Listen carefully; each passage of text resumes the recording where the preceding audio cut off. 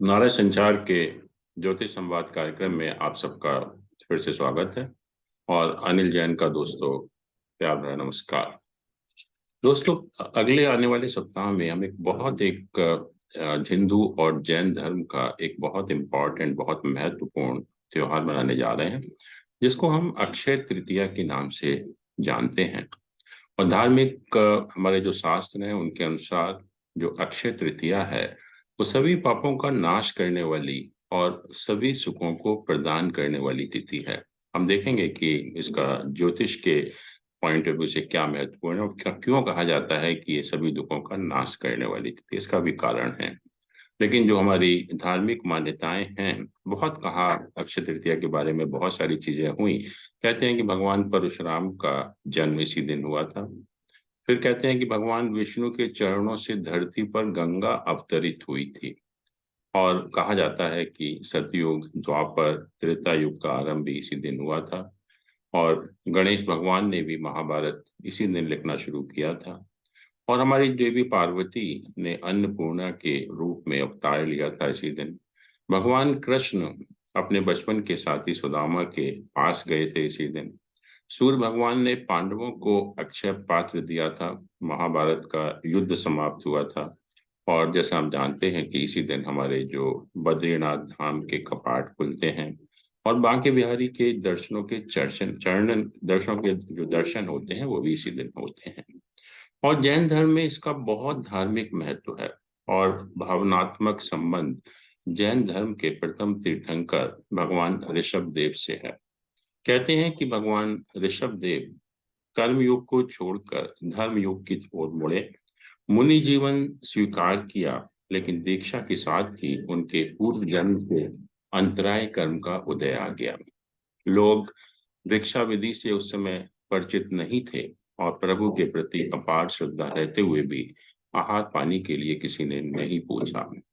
परंतु जैसा हम जानते हैं कि तीर्थंकर अनंत शक्तिशाली होते हैं, उन्हें क्षुधा पिपासा की व्यथा नहीं सताती। परमात्मा को निराहार 400 दिन बीत गए, पर वे अपनी संयम साधना में निष्कंप थे। घूमते घूमते एक दिन प्रभु हस्तिनापुर पधारे।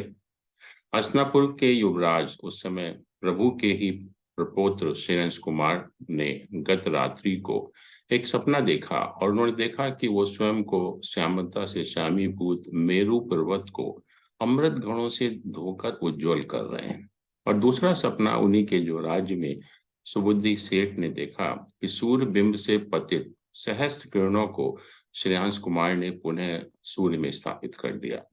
और तीसरा स्वप्न एक राजा सूर्यस राजा का था कि अनेक शत्रुओं से घिरे हुए एक राजदूत को श्रेयांश ने विजयी बनाया। श्रेयांश कुमार अपने महल के झरोखे में बैठकर स्वप्न पर विचार कर रहे थे कि सहसा उनकी दृष्टि जो है एक प्रभु पर पड़ी। पूर्व भव के संस्कार जागे, जाति स्मरण ज्ञान हो गया और प्रभु के साथ अपने 8 भवों के संबंध को जान लिया उन्होंने। और तुरंत प्रभु के समीप पहुंचकर निवेदन किया। उसी समय ताजा शुद्ध आए हुए 108 घड़े इक्षुरस कहते हैं गन्ने के रस को आग्रह पूर्वक एवं श्रद्धा पूर्वक प्रभु को हस्त पात्रों में बहरा कर परमान्वित हुए और सुपात्र दान के प्रभाव से मोक्षाधिकारी बने। इस तरह भगवान ऋषभदेव का या आदिनाथ भगवान का प्रथम पारणा इक्षु रस से हुआ। और जैसा हम जानते हैं कि हमारे जैन धर्म में शेष जो 23 तीर्थंकर हैं उनका प्रथम पारणा खीर द्वारा हुआ था। और प्रभु के इस तप के ही अनुसरण स्वरूप आज भी श्री संघ में वर्षी तप की आराधना होती है। बहुत लोग वर्षी तप रखते हैं जैन लोग, और इस तप का समापन उत्साह पूर्वक वातावरण होता है। हस्तिनापुर में भव्य मेले का आयोजन किया जाता है और व्रत का पारणा गन्ने के रस द्वारा किया जाता है। और जहाँ तक हिंदू धर्म का सवाल है, हम भगवान विष्णु और माँ लक्ष्मी के साथ साथ धन के देवता कुबेर की भी पूजा इस दिन करते हैं। और तीनों देवी देवताओं को सफेद फूल, नारियल, पान, सुपारी, केला, मिठाई और जल चढ़ाते हैं और प्रार्थना करते हैं। भगवान विष्णु और लक्ष्मी के मंत्र का जाप ओम ह्रीम श्रीम लक्ष्मी वासुदेवाय नमः, इसका भी जो है वो जाप किया जाता है। अब हम थोड़ा सा ज्योतिष के पॉइंट ऑफ व्यू से देखते हैं कि ये क्या है अक्षय तृतीया। आप जानते हैं कि जो अक्षय तृतीया का दिन है वो पूरा साल में एक ही एक ऐसा दिन होता है जबकि दो ग्रह चंद्रमा और सूर्य उच्च के होते हैं ज्योतिष में। और सूर्य को हम सबसे इम्पोर्टेंट ग्रह मानते हैं, उसको राजा भी कहते हैं, और मून जो है उसको रानी भी कहते हैं। सूर्य हमारी आत्मा का कारक है और चंद्रमा हमारे मन का कारक है। दोस्तों, जिस दिन अगर सूर्य और चंद्र दोनों अगर उच्च के हैं, उससे अच्छा कोई दिन नहीं हो सकता। और उस दिन अगर हम कोई भी काम करेंगे तो उससे ज्यादा हम नहीं कर सकते कि उससे अच्छा कोई दिन हो सकता है। इसीलिए आप देखेंगे भी कि जो बच्चे अक्षय तृतीया के दिन पैदा होते हैं उनका भाग्य कुछ अलग ही होता है। वो तो राजा बनते ही बनते हैं जिस दिन अगर सूर्य और चंद्र दोनों उच्च के हैं। और मैंने कहा साल में एक ही दिन होता है, दूसरा दिन नहीं होता। और तीसरा जो तिथि है, तिथि को हम तीन हिस्सों में बांटते हैं, जया, निंदा, मद्रा, रिक्ता, पूर्णा। और ये जया तिथि होती है उस दिन। तो ये जो कॉम्बिनेशन है जया तिथि का और सूर्य और चंद्र दोनों के उच्च का होने का, ये सिर्फ अक्षय तृतीया के दिन ही होता है साल में। तो ज्योतिष के जो मद्देनजर इस दिन से अच्छा कोई भी दिन हो ही नहीं सकता। कोई भी हम काम करेंगे तो उसमें हमें सफलता मिलेगी, सुख समृद्धि होगी। और इसीलिए कहते हैं कि इस दिन को स्वयं सिद्ध मुहूर्त कहते हैं, या उसको अबूझ मुहूर्त भी कहा जाता है। कि हम कोई भी शुभ काम, हमारे जीवन में जितने भी कोई भी सबसे महत्वपूर्ण काम है, वो अगर हम इस दिन करेंगे तो उसमें हमें निश्चित रूप से सफलता मिलेगी। और कोई मुहूर्त देखने की जरूरत नहीं है। ये दिन ऐसा है जिसको स्वयं सिद्ध मुहूर्त कहते हैं, अपने आप में सिद्ध है। तो आप बिना सोचे समझे इस दिन कोई भी आपके जीवन का अच्छे से अच्छा काम है वो आप कर सकते हैं। और इस दिन दान पुण्य का भी, पूजा पाठ का भी विशेष महत्व है कि जिस दिन अगर सूर्य और चंद्र दोनों अगर उच्च के ग्रह हैं तो उससे अच्छा दिन हमारे लिए पूजा पाठ से के लिए नहीं हो सकता। और जैसा आप जानते हैं कि इस दिन हम सोना भी खरीद, चांदी भी खरीदते हैं।